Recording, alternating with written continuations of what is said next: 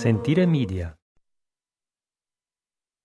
Hello everyone, and welcome to A History of Italy.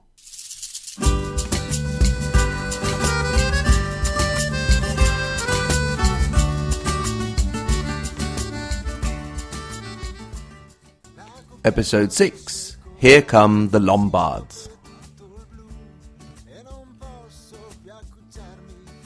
Last time, we finally saw an end to the Gothic War, and despite some remaining pockets of resistance, Italy could finally look around and take stock of the situation. And the situation was desperate. As well as war, the peninsula had been racked by famine and epidemics. The people of Rome had taken to eating nettles. In the Tuscan mountains, they had started to grind acorns to make flour, and examples of cannibalism had started to be reported, for example in the city of Piacenza. Cities were abandoned and left in ruins. In the Emilia region, for example, almost all of the population moved to the sea, along the few remaining crumbling Roman roads. This was what the Byzantine administrator, the eunuch Narses, now had to govern. The emperor Justinian now asked his governor, who acted as a viceroy, to rebuild, but to do that he needed money, and there was not much of that going around. So, the only way to raise the needed funds was taxes, and the local population was taxed to the bone. Those who could not pay were put into forced labor, and it did not matter if they were elderly, women, or children. Things on the island of Corsica, for example, west of the peninsula, got so bad that they started to sell their own children. Those who could pay instead could actually get out of doing so by bribing the tax collectors. The emperor was not blind to the great difficulty of getting the newly reacquired province of the empire back on track, and indeed, with his Prammatica Sanzione in 554, he had granted greater independence to the bishops of the peninsula. This was an important development in the continued acquisition of power by the church. This situation dragged on for 12 years, until the Italians had had enough of Narses. They wrote to the new emperor, Justin II, threatening to rebel. The emperor, who hated Narses, was quite happy to comply, calling in his place the prefect Longinus. It is at this point that the Lombards come into the picture. The Lombards were of Germanic origin, and like many other similar tribes, they had begun up in Scandinavia, and at some point started to migrate south. Now, when they started out, they actually had a different name. They were called the Winili, which seems to have meant either eager for battle or demon dogs, which seems a lot cooler. Anyway, at a certain point, they met up with the Vandals, and that is where the legend of the name comes up. The Vandals adored the Nordic god Wotan, Odin, and asked him for his favor in the coming battle with the Winili. The god said that he would grant victory to the first contender he saw when he woke up on the day of the battle. Now the Winili women were a bit more clever, and they went to Wotan's wife, Freya, and asked for her help. She suggested that on the specified day, the women should let down their hair and put it in front of their faces so it looked as if they had long beards, and then they should go and stand beside their men on the determined day. Wake up, dear! 5 more minutes. Don't be late. You have to choose the winner of the battle. Oh, all right. For you think a god could sleep in once in a while and wants to, don't know what the universe has come to nowadays. Look over there. Huh? Who are those warriors with the long beards? So, the Winili became the Langoberde, the Longbeards, in Italian Longobardi, and Lombards in English, to honor the god who had given them victory. They started the fashion of shaving the backs of their heads and keeping their hair long in the front. Another fashion statement which was typical of the Lombards were their white leg warmers, which, I suppose, as well as keeping their legs warm, must have looked really fashionable. As they made their way down, they picked up bits and pieces from various different Germanic tribes, and it seems that maybe the Lombards themselves were part of Attila the Hun's great horde. This is to say that with all the migrations in Europe from the 3rd century on, the Germanic peoples of Europe tended to mix quite a bit, so it's certain that the Lombards were not exactly the same people ethnically that left Scandinavia originally. The Lombards were a collection of tribal groups called fare in the plural, who would band together at times, but mostly do their own thing, under their own dux, or commander. What held them together was a common oral history, made of legends and chronicles, under which even newcomers could find room. They didn't even start to have kings until about the 5th century. It was one of their later kings, Auduin, who ruled from 545 to 565, that led them into the Roman province of Pannonia, an area that covers present-day western Hungary, eastern Austria, and parts of the Balkans. It was at this point that our Germanic friends were noticed by the Byzantine Empire and were made federati, allies, and thus were required to send troops to help the war effort against the Goths in Italy, giving some of them their first look at the lands. However, things in Pannonia were getting a little bit crowded, and they soon rubbed up against the subgroups of the Goths called the Gepids, and the rubbing wasn't pretty, because it ended up in a series of armed conflicts. These continued under the next king, Auduin's son, Alboin, and finally culminated in the Lombards defeating the Gepids in 567. Alboin took 2 souvenirs from the defeat of the Gepids. One was Rosamunda, the daughter of Cunimund, the defeated king, and he married her for good measure. The other was Cunimund's skull, which he had made into a drinking cup. Talk about starting a marriage on the right foot. This skull is not quite as famous as that of Yorick from Shakespeare, "Alas, poor Yorick, I knew him well," etc. But a little down the line, it would cause quite a bit of trouble, if you believe what the Lombard historian Paulus Diaconus wrote around 200 years later. But we'll come to that. Now, the Gepids were out of the way, but they were not the only ones crowding into Pannonia. There were also a lovely bunch of people called the Avars. This time around, the Lombards reached an agreement with the Avars that avoided any conflict. The Lombards would leave Pannonia to the Avars on the condition that, if the conquest they were about to undertake didn't go well, they would be allowed to return. So, with this money-back guarantee in his pocket, King Alboin led his people into Italy in the year 568 or possibly 569. Once again, it was more than just an army. Indeed, the soldiers brought with them their family and belongings. Going back to the concept of a multi-ethnic group, this migration included around 20,000 Saxons, for a total of between 100 and 150,000 people. They entered Italy in the usual way, through the northeastern Alps to the city of Cividale, known in Roman times as Forum Iulii, the Forum of Julius Caesar. Alboin then did something that I've been trying to get my children to do without success for many a year, and that is to close the door behind him. He did this by fortifying the position in Cividale, the door to northeastern Italy, and assigning the command to his nephew, Gisulf, transforming the commander, the dux, into the first Duke of Italy.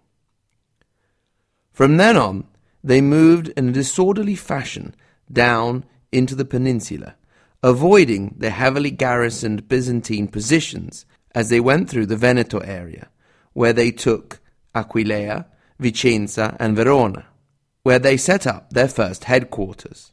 Then they moved towards Lombardy, where they took Milan in 569 and started the siege of Pavia in the same year. As the siege drew on, they proceeded down to the Emilia area and then into Tuscany. Pavia actually held out until about 572, which really annoyed Alboin, who vowed to kill every last one of the inhabitants. This is where we are asked to believe that a miracle intervened to save them. When the Lombards had finally brought the city to submission, the king mounted his horse and made to enter the city.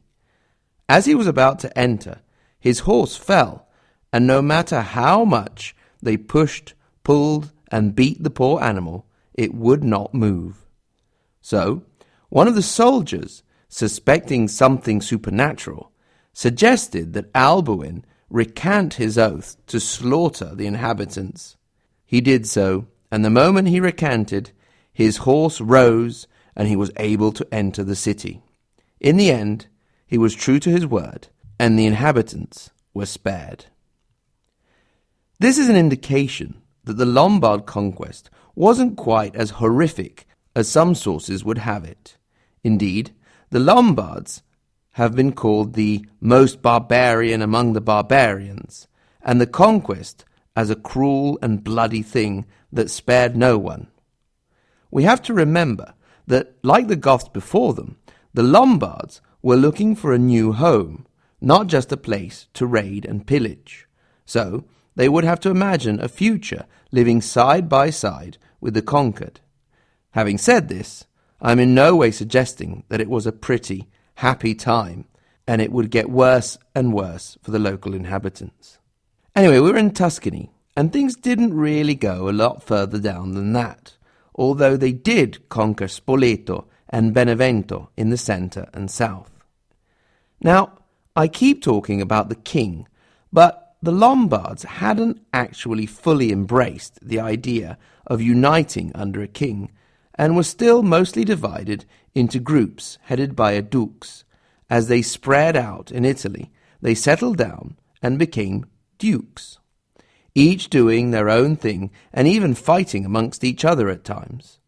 This instability shows up in the fact that King Alboin was assassinated in 572, and this is a juicy story. Probably not true, but worth telling. As usual, don't worry about remembering the names too much. Now, if I didn't manage to send you off to sleep right away, you may remember that Alboin defeated and killed the Gepid king Cunimund, making a drinking cup out of his skull, and married his daughter. Now, our fun-loving Al was in the habit of getting his wife to drink from the cup made with her father's skull. What a chap! Fun and games. Anyway, as you can imagine, the queen, Rosamunda, was not pleased at all. She conspired with one of the king's personal guard, Elmeki, to help her assassinate the king. Elmeki reckoned that they needed the help of a really strong man called Perideo, or Peridius, or something like that. I didn't find an English translation for it. However, Perideo was not having any of it, and refused. So, the crafty queen came up with a plan. Perideo had a thing at that time with one of Rosamunda's handmaidens, and one night the queen went into his chamber and lay with him. When the deed was done, he was stuck. He could now either help assassinate the king or be killed for having been with the queen. Quick digression here, it's not the first time you hear these stories about swapping in the darkness business, but, I really wonder, you're not going to notice the difference at all? Anyway, less exciting ideas say that there was a plot to kill the king, and that possibly Rosamunda knew about it, but her involvement may have been limited to this knowledge. But let's finish up with the juicy gossip. The conspirators were hoping for a smooth transition after the assassination, But the Lombard nobility was not pleased at all, forcing Rosamunda and Elmeki to flee to Ravenna with a good part of the Lombard treasure, where the prefect Longinus gave them asylum. Here it seems that Longinus convinced Rosamunda to do away with Elmeki, possibly in exchange for marrying her. So the lovely lady, while Elmeki was coming out of the bath one day, offered him a poisoned goblet. He drank, and when he realized he had been poisoned, he forced Rosamunda to drink at sword point, and that was the end of them both. Meanwhile, the Lombards elected a new king, Clef, who was violent and feared by the Italians and Byzantines. He completed the conquest of northern Italy along Via Emilia and taking Piacenza, Reggio, Modena, and Mantova, arriving almost at the gates of Ravenna, the imperial capital. He also completed the conquest of Tuscany. After only 18 months of reign, he was killed rather unceremoniously by a slave who he had mistreated. Next time, we'll see what happened after the death of Clef. Let's just take these last few moments to see what we can take away from this episode. In short, after 12 years of some rubbish administration by the Byzantines, who made a bad job of a bad situation, the Germanic tribes of the Lombards migrated into Italy under their king Alboin in 568. They conquered most of northern Italy, down to Tuscany, and Spoleto and Benevento further south. Alboin was killed and replaced by Clef, who in turn was assassinated. In all of this, one thing was sure. The Italian peninsula was no longer united under a single authority, and would not be again for over 1,300 years. Furthermore, if you consider that today the peninsula is occupied by the Vatican and the Republic of San Marino, as well as the Republic of Italy, you could even go so far as to say that the peninsula would never be united again. Before we close definitively, I just wanted to say a quick hello to the UCL Italian Society and the Italian Guide, both of which you can find on their Facebook pages, so go and have a look at them. As always, thank you very much for listening. Remember, if you want to make any comments or ask any questions, you can get in touch at hello@ahistoryofitaly.com. At the same URL, ahistoryofitaly.com, you can click through to our Facebook page, or you can have a look at our YouTube channel, where we have our walk-around mini-docs on Italian cities. If you're feeling particularly generous and want to help support the program, you can donate on the website, and please remember to subscribe, rate, and review the program. Thank you very much again, and until next time, arrivederci.